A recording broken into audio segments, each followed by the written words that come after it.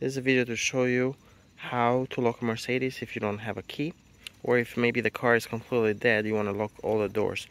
You lock the doors on the passenger side from the inside, you can do that. When you come to lock the driver's door, you cannot lock it. And that's just for safety reasons, so that you don't accidentally lock the keys inside the car.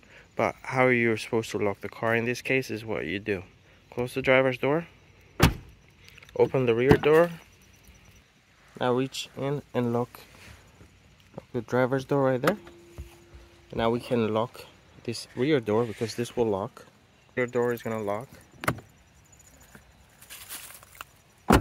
That's it. That's how you lock a Mercedes without a key, or if the key is completely dead or the car is dead, you can lock that.